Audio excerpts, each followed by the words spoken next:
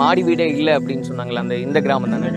எனக்கு விவரம் தெரிஞ்சதுலேருந்து இங்கே மெத்த வீடு கட்டணும்னு யாரும் ஆசைப்பட்டது கூட இல்லை வடக்கு ரோட்டில் ஒருத்தவங்க கட்டி படிக்கட்டு மட்டும்தான் வைக்கல, அவங்க பையன் ஆக்சிடென்ட் ஆகி இறந்துட்டாங்க. இங்கேருந்து போகணும் அன்னைக்கே. நைட்டில் வந்து 12 மணிக்கு 1 மணிக்கு வந்து பந்தம் கட்டிக்கிட்டு போகுது, நான் நேரில் பார்த்தேன் அப்படின்னாங்க. அது போகிறத இவங்க வந்து கவுன்சிலரு இந்த மாதிரி மெத்த கட்டுறதுக்காக பிளான் போட்டு தான் எல்லாமே பண்ணினாங்க. அதுக்கான ஏற்பாடெல்லாம் பண்ணிட்டு கம்பி எடுத்துகிட்டு வர்றதுக்காக போனாங்க. வரும்போது அவங்க செத்துட்டாங்க.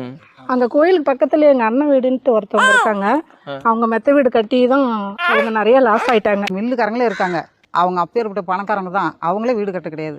இந்த படி அங்கே வாசப்படியே அவ்வளோ உயரம் இருக்கக்கூடாதுங்கிறதுனால தான் அதை இடிச்சு எடுக்கணுங்கிற ஒரு எண்ணம். இப்போ நீங்கள் வந்து வேற ஒரு ஊருக்கு போகிறீங்க, அங்கே மாடி வீட்டில் தங்குனீங்க, அந்த மாதிரி ஏதாவது அனுபவம் இருக்கா? தங்கி இருக்கோம், தங்கினாலும் அந்த தூங்க முடியாது, ஒரு இதாக இருக்கும். அதனால வந்து கீழே படுத்துக்கலாம், மெத்தையிலேருந்து கீழே வீட்டிலேருந்து படுத்துக்கலாம்.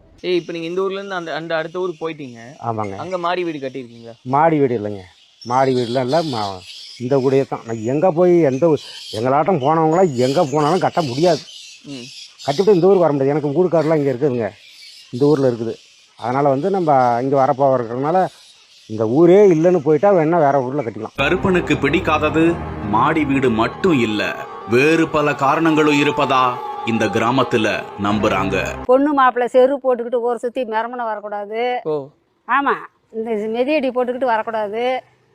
காரில் பொண்ணு ஏற்றிக்கிட்டு இந்த எல்லையை தாண்டி தான் ஏற்றணும். கார்லேயே குதிரை வச்சுருக்கக்கூடாது. குதிரை யாராவது வெளியிலேருந்து ஓட்டிக்கிட்டு போனால் கூட இந்த ஊரில் இறங்கி தான் ஓட்டிகிட்டு போகணும். அப்படி யாராவது குதிரையில் வந்திருக்காங்க? ஏதாவது வரல, ஒருத்தருமே பயந்துக்கிட்டு வரமாட்டாங்க. இது கொசவன் சட்டி செய்கிற கொசவன் ராத்தங்க கூடாது. செங்கச்சூளை சுண்ணாம்பு சூளை எதுவும் இங்கே வைக்கக்கூடாது. இங்கே லைட்டும் கிடையாது, எதுவுமே கிடையாது. ஒரு தேர் திருவிழா போட்டால் கூட லைட்டு கிடையாது. 5 மணிக்கெல்லாம் வேலையை முடிச்சுட்டு காலி பண்ணிட்டு போயிடணும். இப்போ தொட்டில் குழந்தை போகிறது இந்த மாதிரி எல்லாம் நடந்தது அப்படின்னா என்ன மாதிரி எல்லாம் அதுக்கப்புறம் என்ன நடக்குது? அந்த தொட்டில் போட்டு படுத்தா ஒன்று, அதாவது குழந்தை இறந்துருக்கும், ஏதாவது ஒன்று நடக்கும் அந்த வீட்டில். அப்படி நடந்துருக்கு? நடந்துருக்குது, நடந்து இல்லாத இதெல்லாம் சொல்கிறாங்க. நீங்கள் பசங்க பிள்ளைங்களை எல்லாம் தொட்டியில் போட்டதே இல்லையா? தொட்டியில் போடுவோம், ஒரு மத்தியானம் அது இன்னும் போட மாட்டோம்.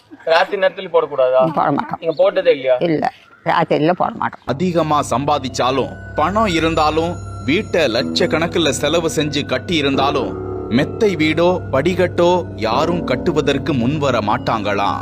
சிலர் இந்த நம்பிக்கையை மீறி மாடி கட்ட படிக்கட்டு தான் அமைத்தார்களாம். அவங்க வீட்டுல மரண சத்தம் வந்ததா சொன்னதை கேட்டு அதிர்ந்து போனது நமது குழு.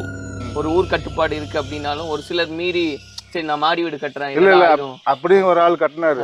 வீடு தான் பொழந்துட்டு ரெண்டா விரிசல் விட்டு போயிடுச்சு. வீட விரிசல். ஆமா, இப்ப அந்த ஓட்டை விட்டு வேற ஓட்டுல போய் குடியிருக்காங்க. அதே அவத்தியா தான் இருக்காங்க, அந்தாண்டு வேற இருக்காங்க. அவர் ஒண்டிதான் கட்டிருக்காரு, அப்புறம் யாரும் கட்டு பாருங்க எவ்வளோ வசதி கொடுத்துருக்காரு. எங்களுக்கு கூட 2 ரிக்கவுண்ட் இருக்கு. ஆனால் அந்த வீடு கட்டணுங்கிற எண்ணம், மாடி வீடு கட்டணுங்கிற எண்ணம் கிடையாது.